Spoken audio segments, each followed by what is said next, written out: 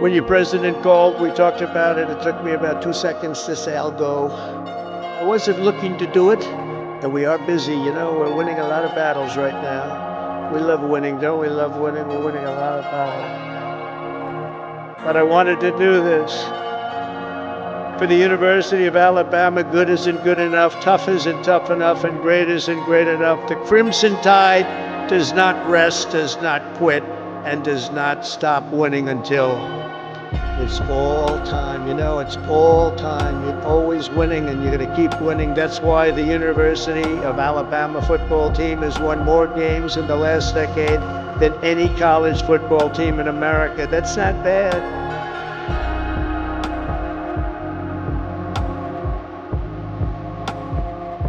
And it's why last fall you beat Auburn for the 5th year in a row. That's not good. That's not bad.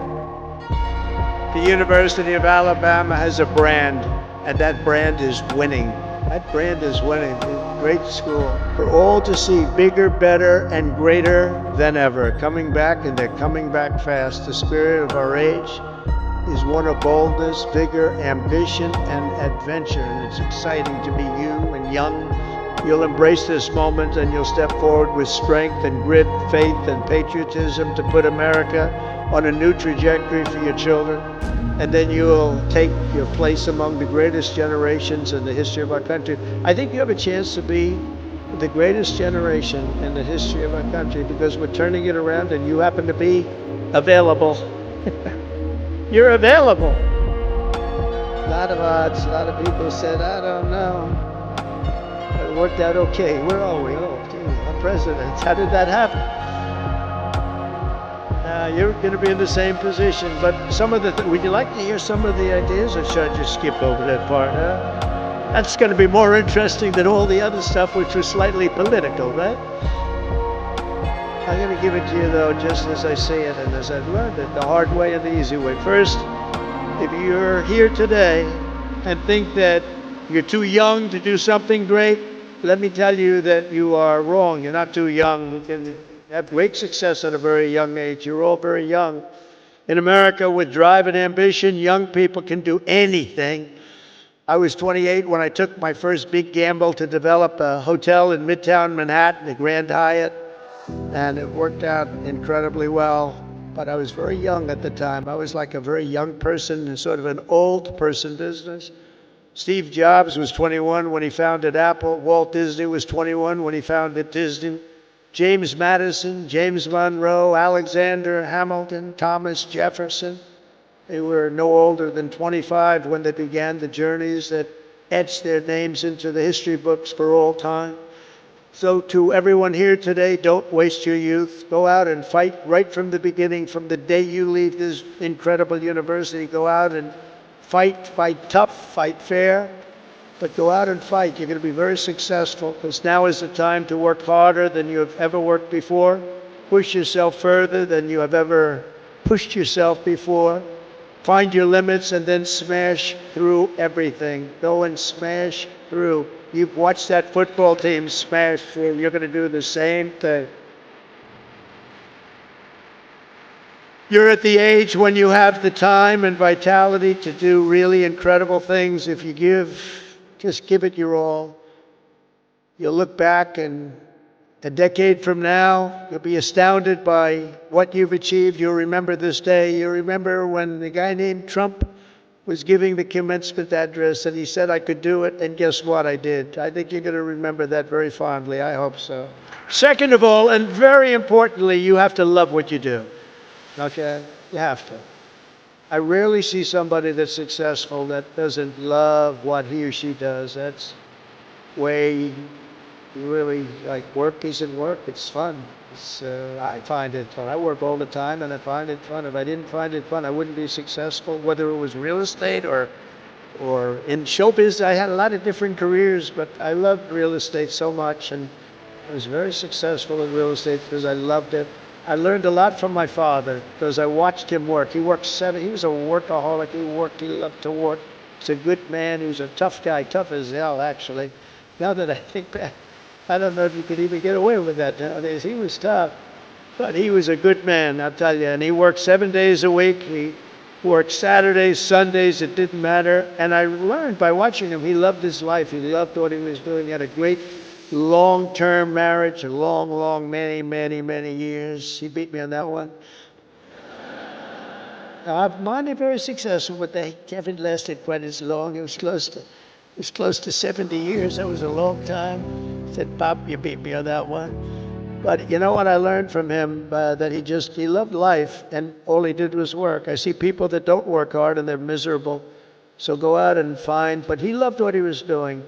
And you have to find something that you love, and you have to follow your own instincts. Listen to your parents, they're very wise, but you have to follow your instincts and your heart, your soul, and you want to be the very best you can be. Treat every day like a home game against Auburn. Fight like hell and enjoy doing it. Your coach can tell you all about that. Third thing is to think big.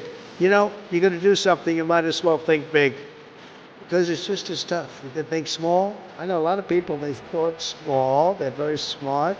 I know others that weren't nearly as smart, but they had a better picture of the big picture, because it's just as hard to solve a small problem as a big problem, and it's just as much energy and everything else, except the result is going to be a smaller one. So love what you do, but think big if it's possible. Now, if it's not possible, that's okay too.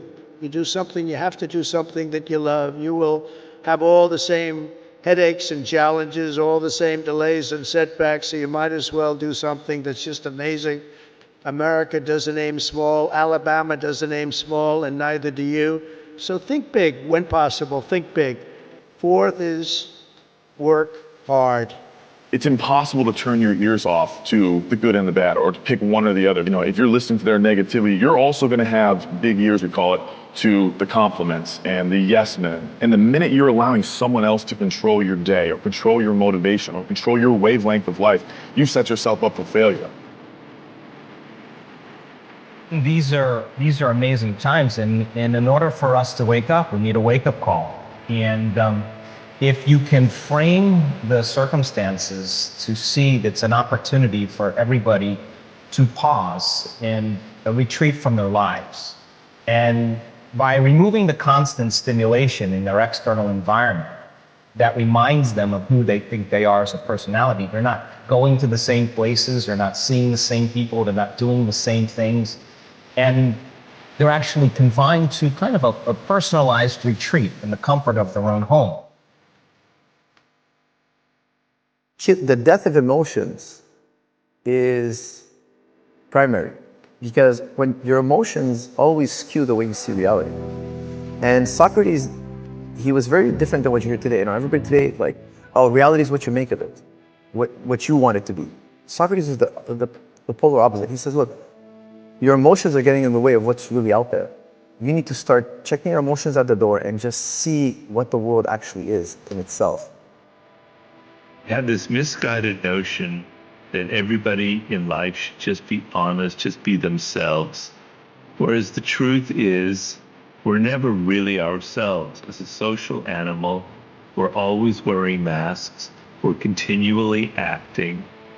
But if you looked at yourself in the course of the day, you would realize, anybody would realize, how many different masks you wear.